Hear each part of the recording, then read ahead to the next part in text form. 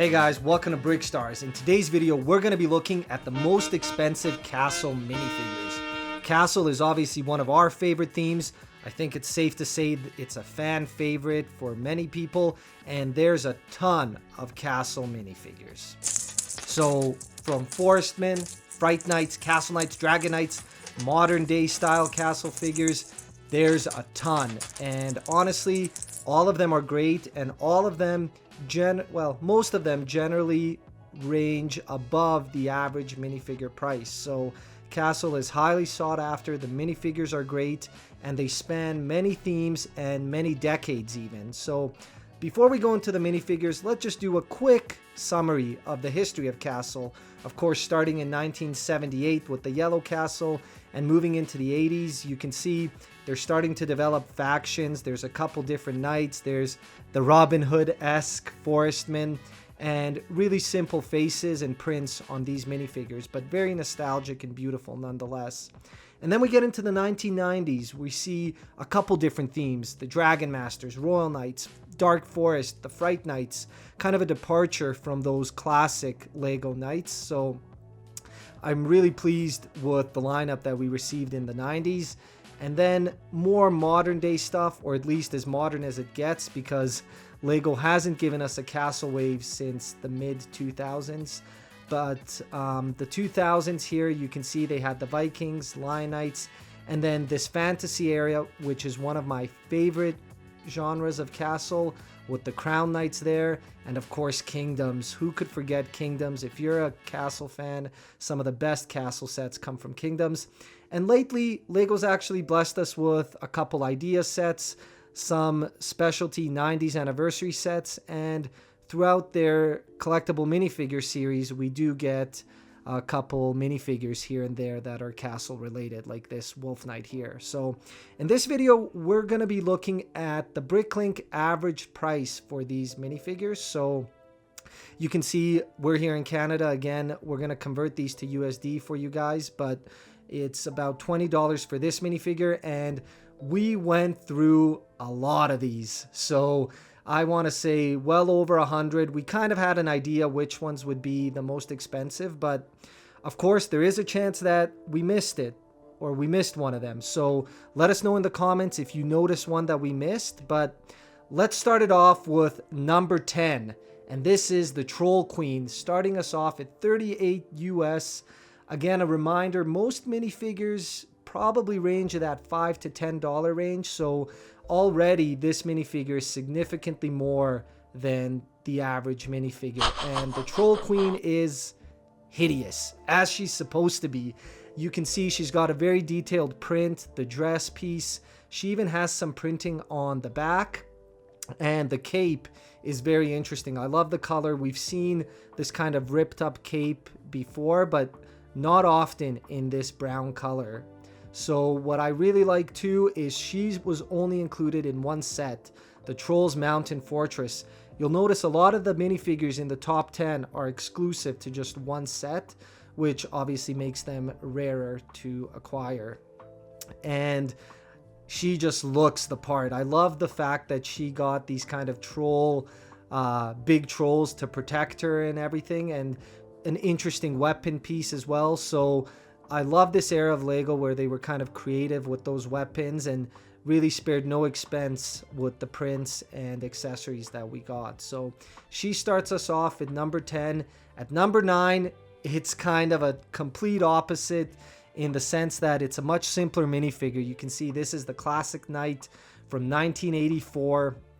Very simple torso, but he's $43 American, and there's a couple similar minifigures to him. Both of them, or all of them, are not cheap by any means, and I do like these torsos. We released a video where we actually used the torso on the left there and modernized the minifigure, and I think it still looks great. Sometimes simple works really well, but in this guy's case, he appeared in this kind of battle pack, and just to put it in reference, in 1984, it sold for $5.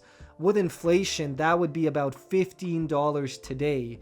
And you can see the one minifigure there in the middle runs you over $60 Canadian here. So this whole set would probably be well over $100. So it's safe to say Lego minifigures have outpaced inflation, especially these rare ones. So I do like the torso. You can see the colors are a bit faded, but he was also in this early Joust set, which is kind of cool to see. He's got the other black and red and gold minifigure that he's fighting against. But this piece is what sets this minifigure apart. So you can see this little black visor piece, kind of silly, but most of the cost is derived from that piece. So very simple minifigure, but that's number 9 on the most expensive castle minifigures. Let's look at number 8, another fan favorite, the Forestman. This one specifically is the black Forestman at $45 American. You can see there was another Forestman that also had the black quill, but this one's slightly more expensive with the black tunic and arms. And I just love these Forestmen, the simple faces. Back then, they had different colors of them, which was neat, unlike the ones today. So you can see they had blue, red. This guy's a little bit different too. We have a different assortment of quill colors, so yellow, blue, black, red, but the black one seems to be generally the most expensive, and you could get a lot of these guys in this set, 6066. I love this set. I love this theme in general, and I think their little smiley simple faces just add so much purity to this wave. So definitely the price driven by the quill. You can see this black quill piece, kind of ridiculous how much it is, but it only appeared really in a couple sets, and in the Forestman sets, that's where you can more or less find it on Bricklink because it appeared on the minifigure. These other Black Falcon sets, it appeared in them, but that's because back then the quills came in a 3-pack, so you would get a different plume and the quills, but you can see no minifigures in those Black Falcon sets actually wear this black feather piece. So I think it's pretty cool that it appeared in a couple sets, but still pretty rare. And now number 7, back to the Troll King, or the Troll Knights, whatever you want to call them. He had his wife up earlier as the queen. He's $50 American, so talk about a power couple, the Troll King and Troll Queen. He looks awesome. I love the color on this guy, the brown, the sand green, the artwork on his chest, and this crown piece, very interesting actually, because the first couple months of the set, my understanding is it came in this metallic copper color, and then for whatever reason it switched to reddish brown. Maybe it was production challenges, and I would have expected the metallic copper version to be more expensive, but actually the reddish brown is what really drives the cost, along with this cape piece. You can see it's about probably $15 to $20 American there for just the cape piece. And I think the crown was not cheap either. And what's really neat is a couple years ago, Lego brought back a collectible minifigure, Troll Warrior, and you can see he's got a similar cape. They brought back that kind of big lower jawbone skull, and he would tie in perfectly with your troll collection. So if you had the Troll Mountain Fortress, look at all these minifigures. They're not cheap either, but throw in the king, throw in the queen.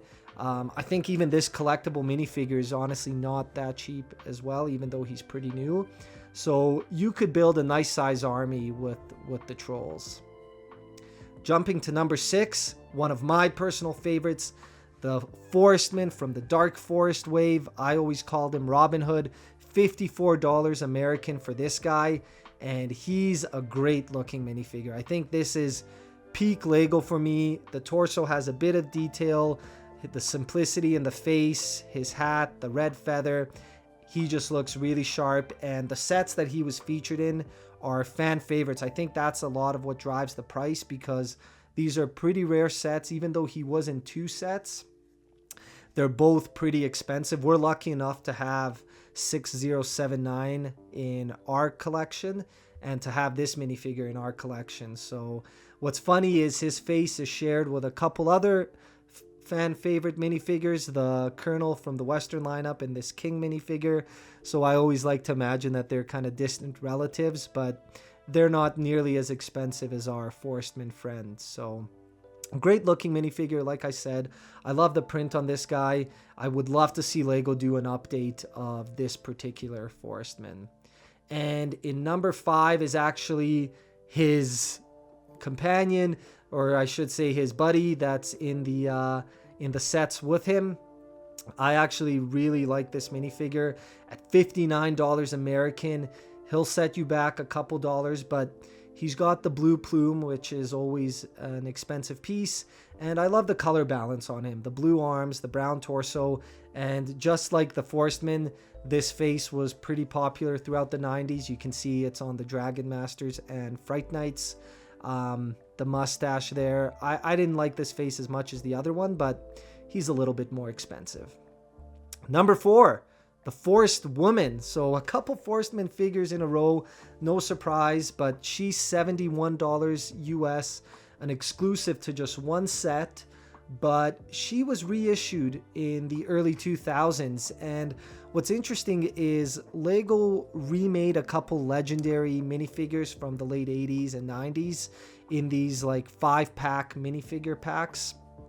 And she's not cheap either, $54 Canadian here, but there are slight differences. You can see it notes here that the green's a bit different and the print's a little bit off, or different I should say.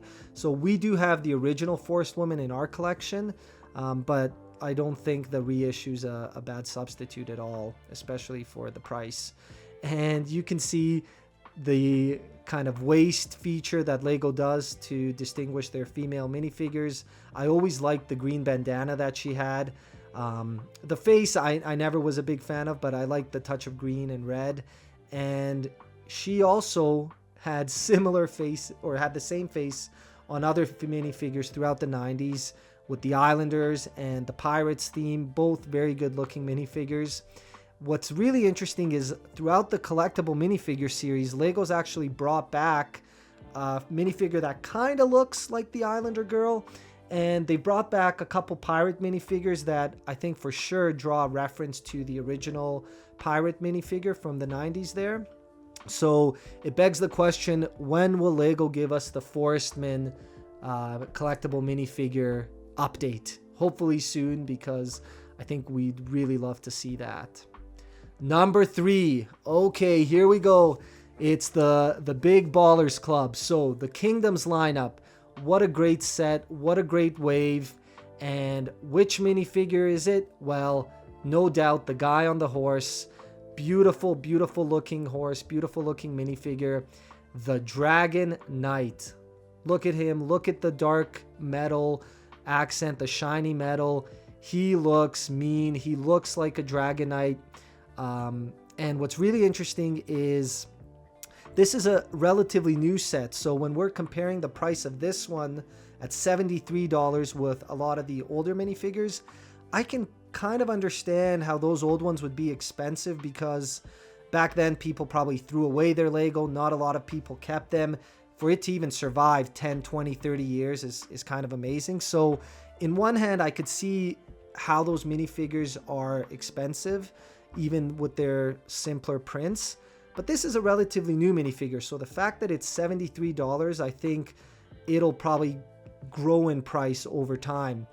Another really interesting thing in the Kingdoms lineup here is Lego gave us 2 armor pieces, one with the single dragon head, one with 2 dragon heads.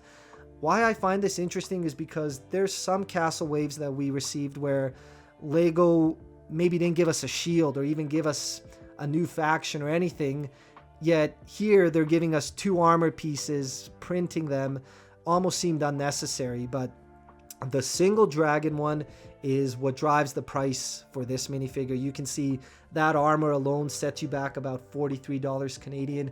If you wanted to build this minifigure in its entirety with the shield and the horse barding and the horse and the knight, well, you're probably close to $200 Canadian. So for our comparison, we've generally just used the minifigure itself with with any armor or helmet pieces for this video. But you can see, of course, if you wanted to complete it with the horse barding, it's a couple extra dollars. Number 2, this is one that I really want to add in my collection, but I just can't justify spending the price right now. This set came out, it was about $40 when it did. Great looking set. I wish I got it back in the day. And it featured these really cool castle minifigures, the knight, the queen, a jester, and of course the golden knight. So what does it take to be in the number 2 spot on the most expensive castle minifigures list? Well, it takes looking like this guy. Shiny gold, metallic gold visor, gold armor, gold torso, and he'll set you back $83 American. So maybe the currency is fluctuating here a bit lately, but $120 for us here in Canada. And it's not like he's only been sold once or twice. You can see he's transacted 30 times. If you wanted to get him new, well over $160. So crazy cost. And again, not that old of a minifigure. So 10, 15 years old. Beautiful print on the armor, on the torso. I love the crispness of the crown. It matches the crown on the shield, of course. And what really drives the price is this little visor piece. Metallic gold. The visor is available in a couple colors, gray, black, that type of thing, but in metallic gold, just on this guy. And that is really a huge driver of the cost here. So $40 just for that little piece. So he does look great though. Like I said, we've got a lot of castle minifigures in our collection, and this is on my wanted list. One day I will have him, but not yet. And so now let's look at number 1. Kind of anticlimactic, isn't it? What a simple minifigure. $95 American though. And he's got his little smile there, probably laughing at us like, why are you guys paying $95 for me? I'm so simple. But there is a reason. So the torso, the legs, the armor, nothing special. The face, nothing special. But the driver here is exclusivity. So specifically, it appeared in this set 6086, which is a beautiful set. If you're a Lego Castle fan, this one has the horse bardings, the flags, the shields, the design. Epic. Look at the knights. Look at the different plumes that you get, the different colors. For its era, Lego spared no expense. You see the ghost minifigure. You have the printed wall pieces like the Tudor style housing. Beautiful set. I've seen a couple people make updates online. You can't go wrong with this one. And the part I'm talking about that drives the price also appeared in a parts pack that is virtually impossible to buy. So basically, if you don't find it in the set, good luck. That's why you have to pay the big bucks to get him alone. Lego had these dragon plumes, blue, red, yellow, and white. None are that cheap, but white is the most expensive. So the dragon alone is $40. The side feather is $40 Canadian for the one side. So you throw in the dragon, 2 feathers there, you're well over $100 Canadian just on the feathers. And honestly, that's what drives the price for this minifigure. So if you're a purist collector and you need to have the Lego part, it's going to set you back. So we've got, I think, the red and blue ones. The yellow one I don't think is crazy to get, but I don't think I'll ever own the white version of it. So let's do a quick recap. 10, 9, 8. It's like I'm counting down for New Year's. 6. You can see the price going up, and then our top 3, and a wide range of decades and themes. And honestly, looking through when we did our research for this, a lot of castle minifigures are in that 30 to 40 range. So we probably could have done this as a top 20 video, but we wanted to focus on the top 10, and I was kind of surprised to see that many forestmen in there, but also surprised to see that many modern figs. So the troll knights and the dragon and crown knights from the last Kingdoms waves. It's nice to see that they're up there in the top. And of course, specialty parts like the plumes are gonna drive the price of a lot of these minifigures. So that's a wrap for the top 10 castle minifigures. Let us know in the comments which ones surprised you, which ones you have in your collection, and as always, thank you guys so much for watching. Please make sure to hit that subscribe button, and we'll see you next time.